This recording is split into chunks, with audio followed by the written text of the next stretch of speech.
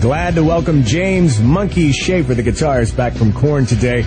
And Monkey, want to start it off today with actually an email that I got sent to me from one of your fans and listeners here. And they wanted to talk about the Music as a Weapon tour that you guys have been involved in earlier in the year. And wanted to know if this tour was kind of a call to arms for musicians to be more involved in the changing times that we've been going through in the world recently.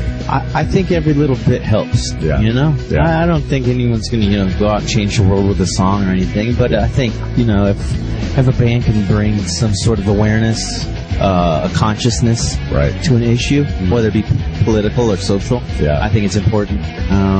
But,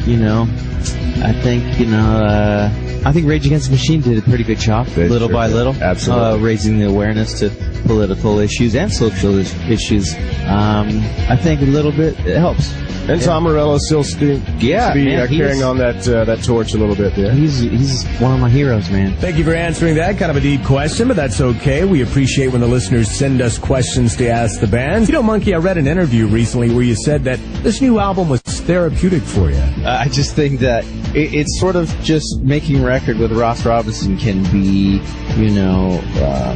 therapeutic in a way that, I don't know, he pulls out sort of the best and can pull out the worst. Yeah. And especially, the best and worst out of singers. Like, whoa, the things that you didn't really know, like what's bothering you? What's wrong with you today? Yeah. And he'd really get down there and really go, layers and layers of what's really bothering you.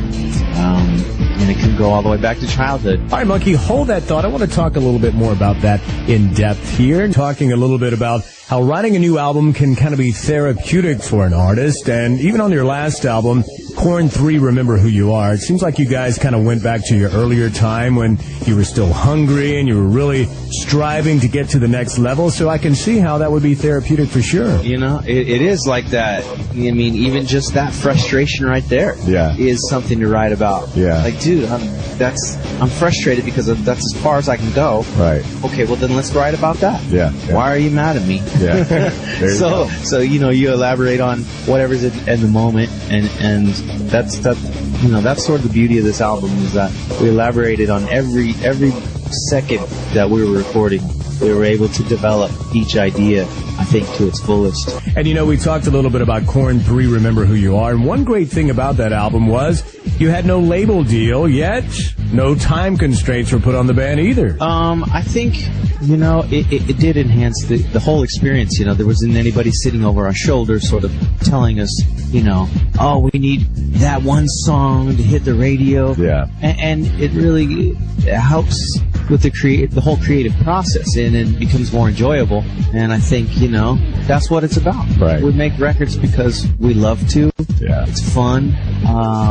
And, at the same time, we didn't really know, who's going to want this? Yeah. And there's always that kind of like, right. And then you got to remind yourself, oh yeah, we're Korn, we spent 15, 16 years making a name for ourselves. So there was always that, what are we going to do with it when it's done? Yeah. In the back of your head. But mainly it was about making a great record, and that's sort of not having someone looking over our shoulders. What helped create, that creative process. Well, I hear you. Now, Monkey, I want to ask you kind of a personal question here. If you and the rest of the guys from Korn did not have music as an outlet to express your emotions, how do you think you would get them out there? I think probably some, painting. Yeah. I think art in some form. Probably be miserable, wouldn't you? Definitely be miserable or dead. Or in jail. On my way to dead, being miserable. Right. Or jail, which is just as bad.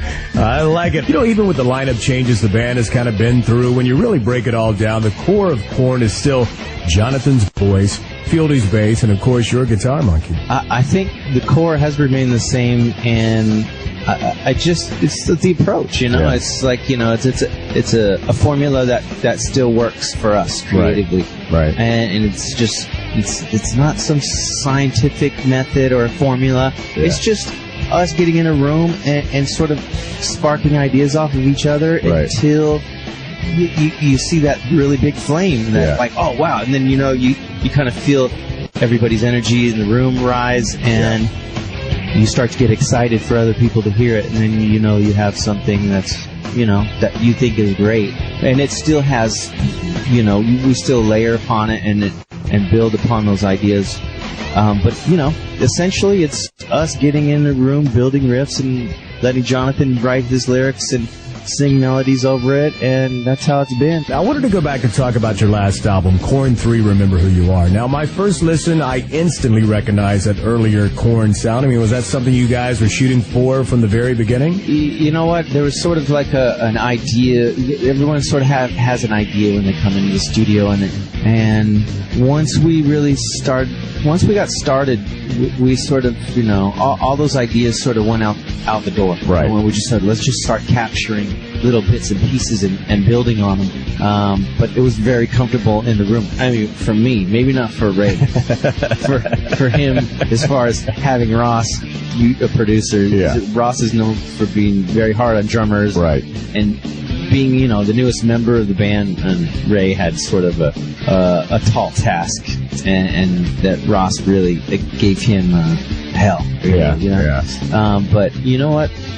Ray's a great professional drummer person, and he persevered and proved himself, not only to him, I think, to Ross and the band, but, you know, to himself, because he was doing things that he really wasn't, you know, used to doing, you know, which is sort of, you know, playing without click track and trying just crazy techniques that really pushed his boundary, I think, as a player, and really helped the songs for the record come alive. Now, Monkey, I wanted to ask you about new technology available to you today that you wish you had when you guys first started out. I mean, just as, like, you know, as a guitar player, like, YouTube is so killer for guitar players. Yeah. Because you could look up anything and find how to play it 120 ways. Right.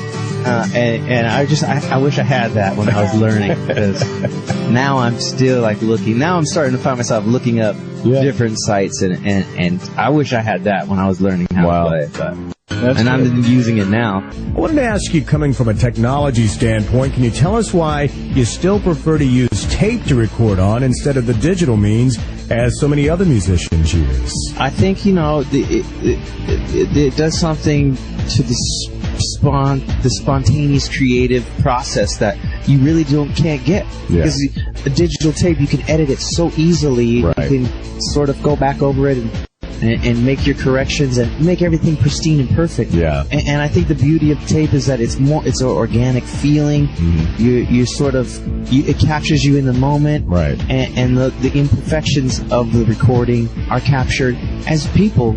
Everybody has imperfections, and it starts to feel more organic and less robotic, I guess. Yeah, it's very interesting. We were talking a little bit about your preference while you're recording the new album to work more with tape than the digital means, and it seems like I remember we had a drummer on the show one time said, you know, if you listen closely to some of these classic albums, you can actually hear, like, the squeak of a drum pedal and, you know, imperfections like that. It adds that sort of characteristics that each person, you know, has as people, as imperfections as we are. Right. That's the beauty of each person, is that we're all different.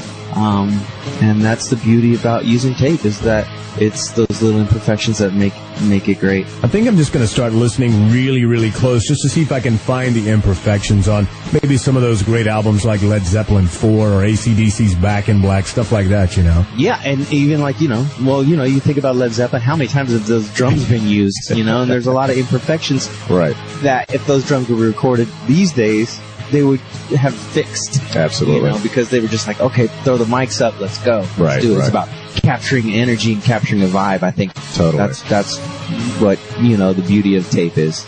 Monkey, I heard something about a little side project that you were working on, so what can you tell us about that? Yeah, a record that I worked on about 2 years ago with Brooks Wackerman, who's a Bad Religion drummer. Yeah. And Billy Gould, who plays bass with Faith No More for years. Myself, a guy named Steve Krolikowski, who's from a band called Repeater.